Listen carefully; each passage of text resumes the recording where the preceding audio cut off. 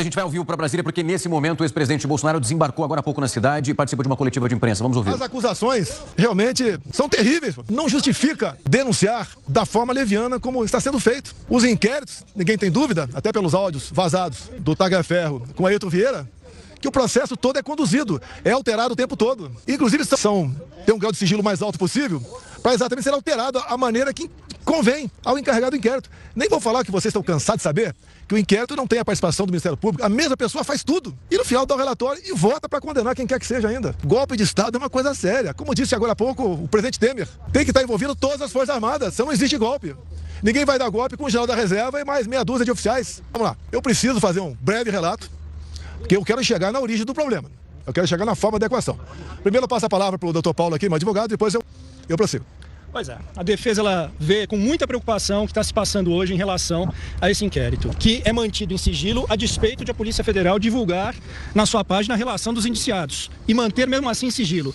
Essa é uma situação gravíssima que não se admite na medida em que o indivíduo indiciado, e considerando que o indiciamento é o rascunho de uma futura acusação, ele impede que o indivíduo possa se defender da narrativa que se constrói contra ele. E nós temos aqui a certeza, a convicção de que pelos fatos que são colocados, apresentados aos pedaços pela imprensa, evidentemente é construída uma narrativa. O presidente Bolsonaro jamais soube, aqueceu ou participou de qualquer trama golpista para derrubar o Estado Democrático de Direito ou impedir a posse do presidente eleito. Que fique claro isso e lembro a todos, questionou-se muito o silêncio do presidente Bolsonaro logo após a eleição. Não se manifestar em relação aos seus eleitores. Isso houve um preço político para ele, esse silêncio. Justamente não querendo insuflar qualquer manifestação mais agressiva ou violenta. Isso houve um custo para ele e hoje lhe é imputado justamente o que quis evitar o tempo inteiro. É lamentável que hoje as pessoas que são indiciadas não saibam, não tenham a mínima ideia de por que estão sendo convocadas e apontadas como criminosos. Nós temos que buscar a origem do problema. Alguns acham que a origem do problema foram as eleições de 22. Eu vou demonstrar que foi um pouco antes. Foi lá em 2018. Mas vamos agora dar uma focada em 2022. O pré-eleitoral. O que aconteceu? O TSE pesou na balança, de modo que o resultado final fosse para o outro lado. O TSE agiu de forma bastante parcial. Resumindo, eu não podia fazer absolutamente nada. Não podia fazer live em casa, não podia mostrar as imagens do Lula defendendo o aborto, do Lula defendendo o roubo do celular para tomar cervejinha, não podia mostrar as imagens do 7 de setembro, a minha ida no funeral da Rainha Elizabeth, mostrar a imagem minha lá na embaixada, em Londres. Não podia mostrar o Lula com o gorro do CPX ou tecer comentários sobre aquilo. Não podia mostrar a amizade do Lula com ditadores da América do Sul todo, e Central também. Mas uma coisa pesou e muito nessa balança. Quando o TSE resolveu fazer uma campanha, gastou dinheiro com isso, para que jovens de 16 a 17 anos tirassem o título eleitoral. E essa garotada, em especial aquelas que foram tirar a última hora, são as que têm menos informações, 3/4 votam no PT. Vota na esquerda. Ou seja, um pouco mais de 4 milhões de jovens tiraram o título eleitor. Só aí, 3 milhões para o Lula, 1 milhão para mim. Eu estou sendo até me beneficiando. Eu acho que esse percentual é até maior para o lado de lá. Só aí, nós temos 2 milhões de votos, ou melhor, 3 milhões de votos a mais para o outro lado. Só aí decidiu as eleições. Eu acho que ninguém vai discordar disso. Entre tantas e tantas outras observações que eu tenho, que o TSE tomou partido. O TSE, inclusive, decidiu que não podia diminuir o preço do combustível. Eu não falei de diminuir o preço do combustível, mas o TSE proibiu antecipadamente. Como se eu fosse dar uma canetada junto com o Paulo Guedes para diminuir o preço dos combustíveis. E era um momento de crise, onde o mundo todo, o preço dos combustíveis explodia. Fizemos via parlamento, zerando os impostos federais dos combustíveis. Mas a interferência do TSE foi enorme nessa questão. Parecia que era algo, ou melhor, com toda certeza, é algo pessoal do presidente do TSE para com a minha pessoa. Então, obviamente, isso pesou na balança. Não estamos falando aqui em fraude eleitoral de jeito nenhum. Pesou a decisão parcial, a imposição, a ação parcial do TSE no resultado final das eleições. Eu não vou responder.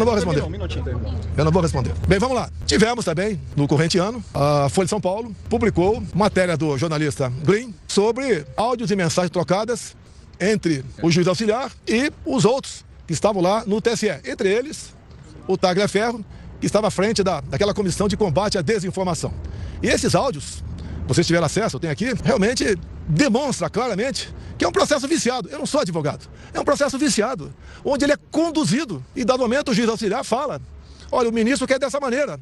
E o Tagliaferro responde: vamos mudar? Mude, nós não podemos desagradá-lo. O ministro mesmo, né, o juiz auxiliar fala, dado momento, ele está de folga agora, não tem sessão lá no Supremo, e está em cima da gente. Ele está ameaçando até vir aqui fazer o relatório. Estão nos áudios.